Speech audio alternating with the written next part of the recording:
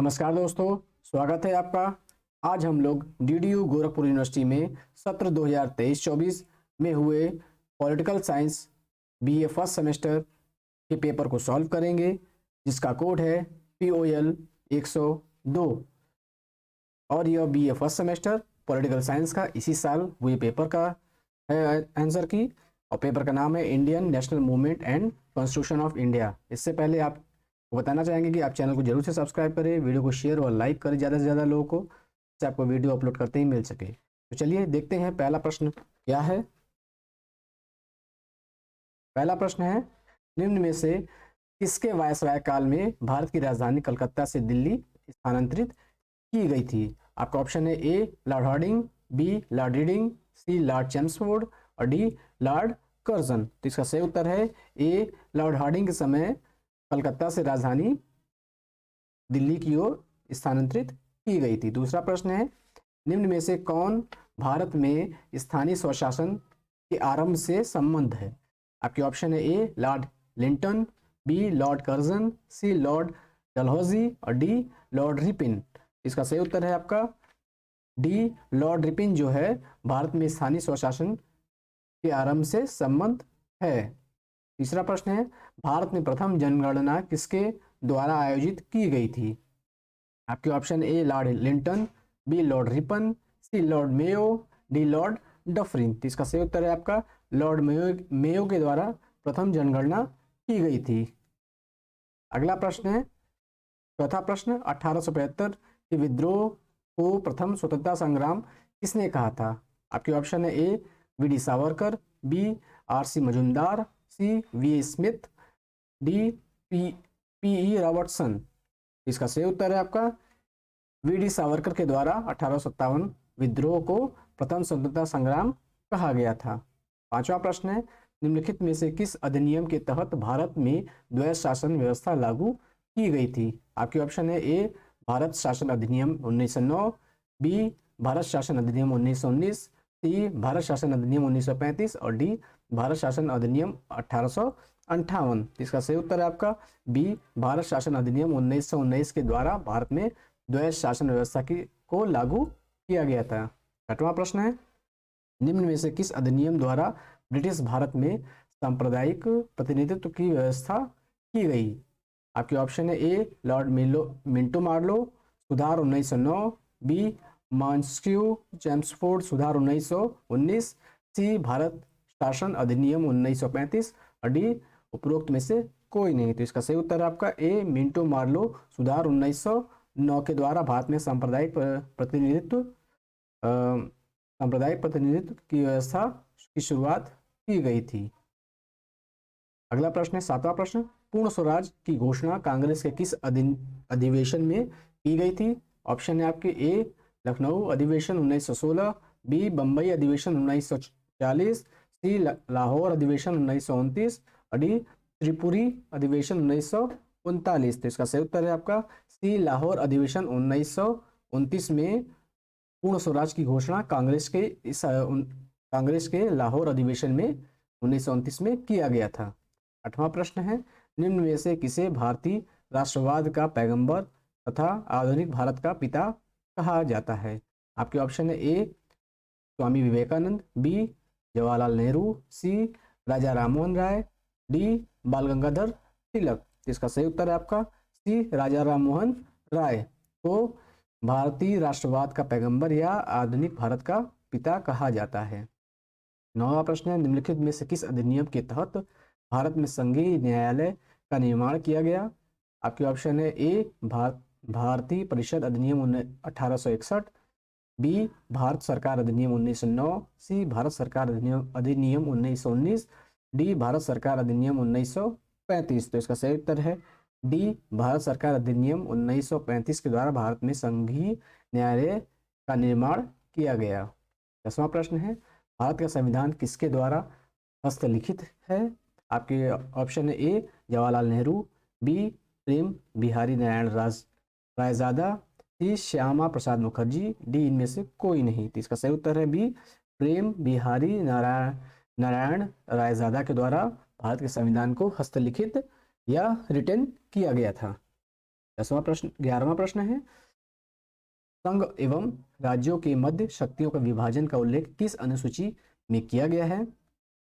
आपके ऑप्शन है ए 6वीं अनुसूची, बी 7वीं अनुसूची, सी 8वीं अनुसूची, डी 10वीं अनुसूची। तो इसका सही उत्तर है बी 7वीं अनुसूची में संघ एवं राज्यों के मध्य शक्ति का विभाजन किया गया है। 12वां प्रश्न है, निम्नलिखित में से इस संशोधन द्वारा आम चुनावों के लिए मतदान की आयु को 21 से घटाकर 18 वर्ष कर दिया गया। आपके ऑप्शन है ए 42वें संशोधन द्वारा, बी 44वें संशोधन द्वारा, सी 61वें संशोधन द्वारा, डी 89वें संशोधन के द्वारा। इसका सही उत्तर है सी 61वें संशोधन के द्वारा मतदान चुनाव में मतदान करने की आयु 21 से घटाकर 18 की गई थी। 13वां प्रश्न है, निर्वाचन आयोग की कुल सदस्यों की संख्या कितनी है?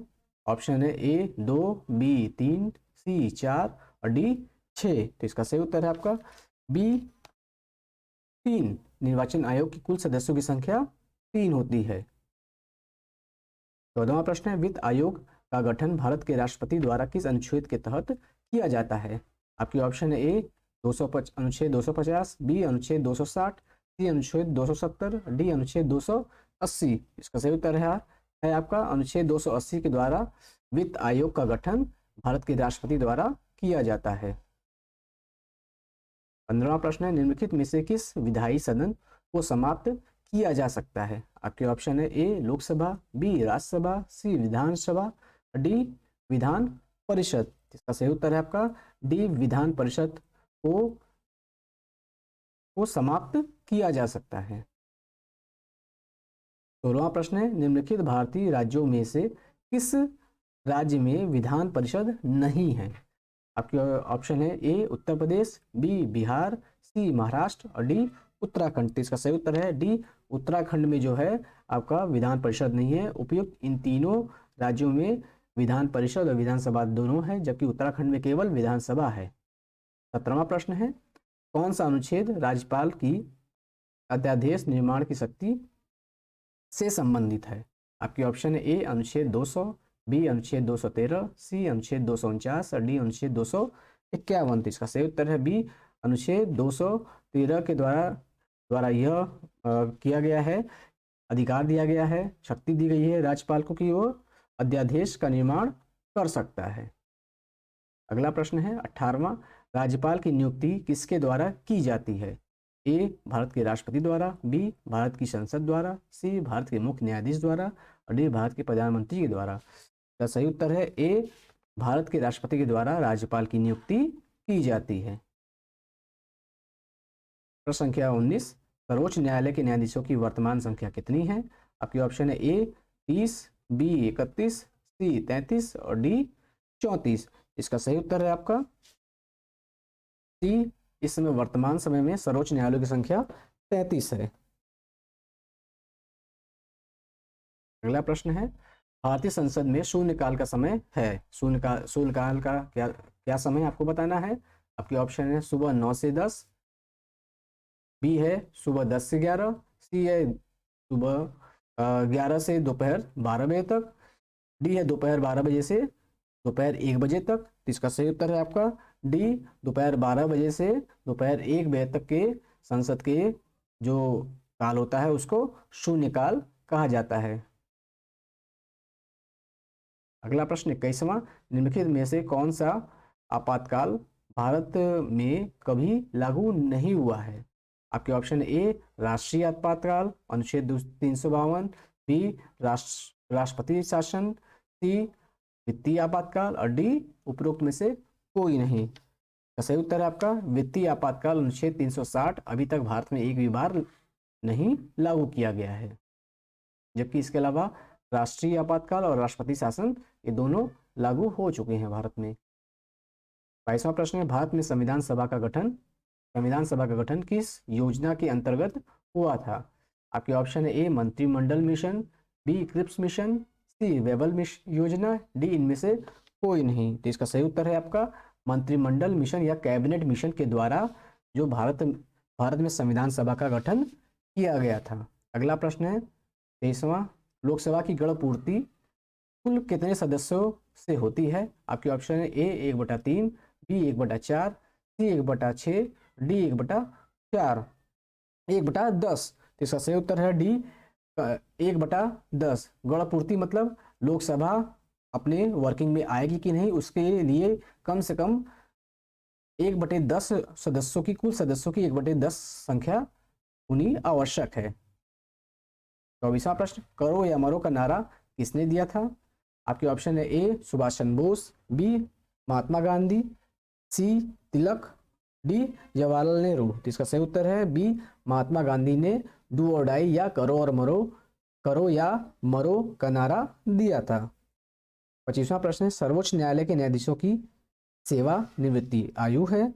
आपके ऑप्शन है ए 55 वर्ष, बी 60 वर्ष, सी 62 वर्ष और डी 65 वर्ष। तो इसका सही उत्तर है डी 65 वर्ष। सर्वोच्च न्यायालय के न्यायाधीशों की सेवा का जो निवृत्ति होता है या रिटायरमेंट ईयर होता है 65 वर्ष होता है।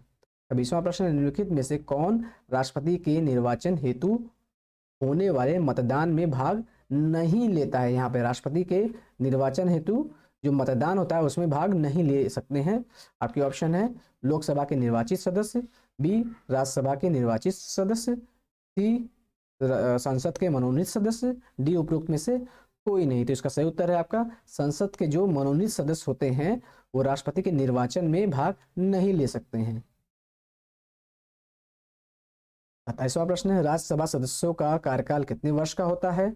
आपके ऑप्शन है ए 4, बी 5 वर्ष, सी 6 वर्ष और डी 2 वर्ष। तो इसका सही उत्तर है आपका सी 6 वर्ष। राज्यसभा के सदस्यों का कार्यकाल जो होता है वो 6 वर्ष का होता है, जबकि लोकसभा के सदस्यों का कार्यकाल 5 वर्ष का होता है। 28वां प्रश्न है, संविधान की व्याख्या करने का अंतिम अधिकार किसे प्राप्त है? आपके ऑप्शन है ए राष्ट्रपति, बी सर्वोच्च न्यायालय, सी भारत का महान्यायवादी और डी लोकसभा अध्यक्ष। तो इसका सही उत्तर है आपका बी सर्वोच्च न्यायालय को यह अधिकार दिया गया है कि वो संविधान की व्याख्या करने का वह अंतिम अधिकार सर्वोच्च न्यायालय को मिला हुआ है कि मतलब जो भी संविधान का व्याख्या करना है वो अंतिम, उसके अलावा उसके बाद कोई और व्याख्या नहीं कर सकता है, वो उसको अधिकार दिया गया है सर्वोच्च न्यायालय को। अगला प्रश्न है 29वां, संविधान की मूल संरचना के सिद्धांत का विकास किस वाद से हुआ? ए आपके ऑप्शन ए यूसुफ बनाम बम्बई राज्य 1954, बी गोलकनाथ बनाम पंजाब राज्य 1967, सी केशवानंद भारती बनाम केरल राज्य 1973, डी उपरोक्त में से कोई नहीं। तो इसका सही उत्तर है सी केशवानंद भारती बनाम केरल राज्य 1973 के केस में भारत की मूल संरचना के सिद्धांत का विकास हुआ। अगला प्रश्न है प्रश्न संख्या 30, भारत का उपराष्ट्रपति किसका पदेन सभापति होता है? आपके ऑप्शन है ए राज्यसभा, बी लोकसभा, सी संघ लोकसभा आयोग और डी नीति आयोग। इसका सही उत्तर है आपका ए राज्यसभा का पदेन सभापति आपका उपराष्ट्रपति होता है। पदेन सभापति, पदेन मतलब उसको पद दिया गया, उसका वो मेंबर नहीं होता है, मतलब वो उसका चुनाव नहीं होता है, बल्कि वो उपराष्ट्रपति है और पदेन सभापति होता है। एक्स ऑफिसो का चेयरमैन होता है, ऑफिस से वो एक्स होता है वो। अगला प्रश्न है 31वां, निम्न में से कौन भारत की प्रथम महिला राष्ट्रपति थी? आपके ऑप्शन है ए इंदिरा गांधी, बी प्रतिभा पाटिल, सी सरोजिनी गांधी और डी सुचिता कृपलानी। आप इसका सही उत्तर है आपका बी प्रतिभा पाटिल जो है भारत की प्रथम महिला राष्ट्रपति थी। 32वां प्रश्न है, भारतीय संविधान का कौन सा अनुच्छेद राष्ट्रपति को सर्वोच्च न्यायालय में से परामर्श की शक्ति प्रदान करता है? आपके ऑप्शन है ए अनुच्छेद 72, बी अनुच्छेद 123, बी अनुच्छेद 143 और डी अनुच्छेद 32। तो इसका सही उत्तर है आपका सी अनुच्छेद 143। यह राष्ट्रपति को अधिकार देता है कि वो सर्वोच्च न्यायालय से परामर्श कर सकता है। अगला प्रश्न है 33वां, भारत के राष्ट्रपति को महाभियोग द्वारा हटाए जाने की प्रक्रिया है एक, आपके ऑप्शन है एक विधायी प्रक्रिया है, एक कार्यकारी प्रक्रिया है, सी एक न्यायिक प्रक्रिया है, डी एक अर्ध न्यायिक प्रक्रिया है। तो इसका सही उत्तर है एक लेजिस्लेटिव प्रोसीजर या विधायी प्रक्रिया है राष्ट्रपति का महाभियोग, जिसके द्वारा राष्ट्रपति को हटाया जाता है। 34वां प्रश्न है, निम्न में से किसे भारत का प्रथम नागरिक कहा जाता है? ए भारत का प्रथम प्रधानमंत्री को, बी भारत के राष्ट्रपति को, सी भारत के मुख्य न्यायाधीश को, डी उपरोक्त में से कोई नहीं। तो इसका सही उत्तर है आपका भारत के राष्ट्रपति को भारत का प्रथम नागरिक कहा जाता है। अगला प्रश्न है, भारत की नीति के निर्देशक सिद्धांत का निम्न में से कौन सा अनुच्छेद अंतर्राष्ट्रीय शांति व सुरक्षा को बढ़ावा देने से संबंधित है? आपके ऑप्शन है अनुच्छेद 48, बी अनुच्छेद 50, सी अनुच्छेद 51, डी अनुच्छेद 51 क। इसका सही उत्तर है आपका सी अनुच्छेद 51। अगला प्रश्न है, भारतीय संविधान में राज्य की नीति के निर्देशक तत्वों को निम्न में से किस देश के संविधान से लिया गया है? आपके ऑप्शन है A Germany, B Britain, C Ireland, D America. तो इसका सही उत्तर है सी आयरलैंड से जो है भारतीय संविधान में राज्य की नीति निर्देशक तत्वों को अपने देश के संविधान में शामिल किया गया है। अगला प्रश्न है 37वां, निम्नलिखित में से किस समिति की सिफारिश के आधार पर भारतीय संविधान में मौलिक कर्तव्यों को शामिल किया गया है? आपके ऑप्शन है ए बलवंत राय मेहता समिति, बी स्वर्ण सिंह समिति, सी के संथानम समिति, डी सरकारिया आयोग। तो इसका सही उत्तर है आपका बी सरदार स्वर्ण सिंह समिति के द्वारा भारतीय संविधान में मौलिक कर्तव्यों को शामिल किया गया है। 38वां प्रश्न है, निम्नलिखित में से किसे भारतीय संविधान के तहत मौलिक अधिकारों का संरक्षक माना जाता है? आपके ऑप्शन है ए राष्ट्रपति, बी न्यायालय, सी प्रधानमंत्री और डी संसद। इसका सही उत्तर है आपका बी न्यायालय को मौलिक अधिकारों का संरक्षक माना जाता है भारतीय संविधान के तहत। प्रश्न संख्या 39 है, निम्नलिखित अधिकारों में से किसे डॉक्टर भीमराव अंबेडकर ने संविधान की आत्मा कहा है? आपका ऑप्शन है ए समानता का अधिकार, बी स्वतंत्रता का अधिकार, सी शोषण के विरुद्ध अधिकार और डी संवैधानिक उपचारों का अधिकार। इसका सही उत्तर है डी संवैधानिक उपचारों का अधिकार। अनुच्छेद 32 को डॉक्टर भीमराव अंबेडकर ने संविधान की आत्मा कहा है। अगला प्रश्न है प्रश्न संख्या 40, निम्नलिखित में से किस संविधान संशोधन को लघु संविधान भी कहा जाता है? आपके ऑप्शन है ए 42वां संविधान संशोधन, बी 44वां संविधान संशोधन, सी 91वां संविधान संशोधन और डी 93वां संविधान संशोधन। आपके सही ऑप्शन है ए 42वें संविधान संशोधन को लघु संविधान भी कहा जाता है क्योंकि इसमें कई अमेंडमेंट्स हुए थे संविधान में हमारे। 41वां प्रश्न है, भारतीय संविधान में अनुच्छेद 21 क के अंतर्गत शिक्षा का अधिकार की व्यवस्था किस संविधान संशोधन द्वारा की गई थी? आपके ऑप्शन है ए 42वां संविधान संशोधन 1976, बी 44वां संविधान संशोधन 1978, सी 61वां संविधान संशोधन 1989 और डी 86वां संविधान संशोधन 2002। तो इसका सही उत्तर है आपका डी 86वां संविधान संशोधन सन 2002 के द्वारा अनुच्छेद 21 के अंतर्गत शिक्षा का अधिकार दिया गया है। अगला प्रश्न है 42वां, वर्तमान में भारतीय संविधान के अनुच्छेद 19 के अंतर्गत कितने प्रकार की स्वतंत्रता की व्यवस्था की गई है? आपके ऑप्शन है ए 3 प्रकार, बी 4 प्रकार, सी 5 प्रकार और डी 6 प्रकार। तो इसका सही उत्तर है आपका डी 6 प्रकार के स्वतंत्रता की व्यवस्था संविधान में की गई है और वो भी अनुच्छेद 19 के अनुसार। 43वां प्रश्न है, भारतीय संविधान के कौन से अनुच्छेद नागरिकता से संबंधित हैं? आपके ऑप्शन है अनुच्छेद ए अनुच्छेद 1 से 4, बी 5 से 11, सी 14 से 18 और डी अनुच्छेद 25 से 28। तो सही उत्तर है आपका बी अनुच्छेद 5 से 11 जो है आपका नागरिकता से संबंधित अनुच्छेद है। प्रश्न संख्या 44, भारतीय संविधान के किस अनुच्छेद द्वारा अस्पृश्यता का अंत किया गया है? आपके ऑप्शन है ए अनुच्छेद 14, बी अनुच्छेद 15, सी अनुच्छेद 16 और डी अनुच्छेद 17। तो इसका सही उत्तर है आपका डी अनुच्छेद 17 के द्वारा अनटचेबिलिटी या अस्पृश्यता का अंत किया गया है। अगला प्रश्न है भारतीय 45वां प्रश्न, भारतीय संविधान का कौन सा भाग मौलिक अधिकारों से संबंधित है? आपके ऑप्शन है ए भाग 1, बी भाग 2, सी भाग 3, डी भाग 4। तो इसका सही उत्तर है आपका सी भाग 3 जो है भारतीय संविधान में मौलिक अधिकारों से संबंधित है। प्रश्न संख्या 46, 42वें संविधान संशोधन द्वारा भारतीय संविधान की प्रस्तावना में कौन से शब्द जोड़े गए थे? आपको बताना है। आपके ऑप्शन है ए समाजवादी पंथ निरपेक्ष अखंडता, समाजवादी पंथ निरपेक्ष लोकतंत्रात्मक, सी समाजवादी पंथ निरपेक्ष संप्रभुता, और डी समाजवादी पंथ निरपेक्ष और समानता। तो इसका सही उत्तर है आपका समाजवादी पंथ निरपेक्ष और अखंडता। ये 3 शब्दों को 42वें संविधान संशोधन के द्वारा हमारे संविधान के प्रस्तावना में जोड़ा गया है। 43वां प्रश्न है भारतीय संविधान के अनुच्छेद 1 द्वारा भारत का वर्णन इस प्रकार किया गया है।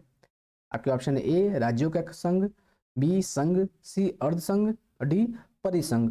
इसका सही उत्तर है ए भारत को राज्यों का संघ कहा जाता है। अगला प्रश्न है 48वां, भारतीय संविधान सभा में महिला सदस्यों की कुल संख्या कितनी थी? आपके ऑप्शन है ए 12, बी 13, सी 14, डी 15। इसका सही उत्तर है आपका ए 12 महिला थी।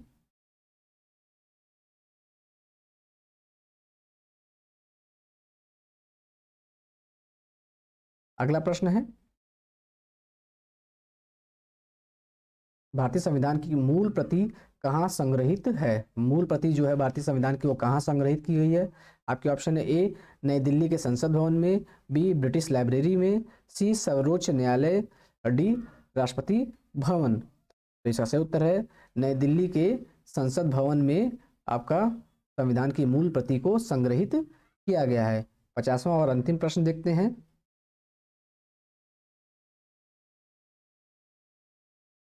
निम्नलिखित में से किसे भारतीय संविधान के वास्तुकार के रूप में जाना जाता है? आपके ऑप्शन है A BN Rao, B doctor Rajendra Prasad, C doctor BR Ambedkar और डी जवाहरलाल नेहरू। तो इसका सही उत्तर है डॉक्टर BR अम्बेडकर को भारतीय संविधान के वास्तुकार या आर्किटेक्ट के रूप में जाना जाता है। इस प्रकार हमने BA first semester political science POL 102 के पेपर को, जो कि DDU गोरखपुर यूनिवर्सिटी का था, सत्र 2023-24 का था, उसको सॉल्व किया। उम्मीद है आपको वीडियो पसंद आया होगा। आप चैनल को सब्सक्राइब करिए, वीडियो को शेयर और लाइक करिए। बहुत बहुत धन्यवाद।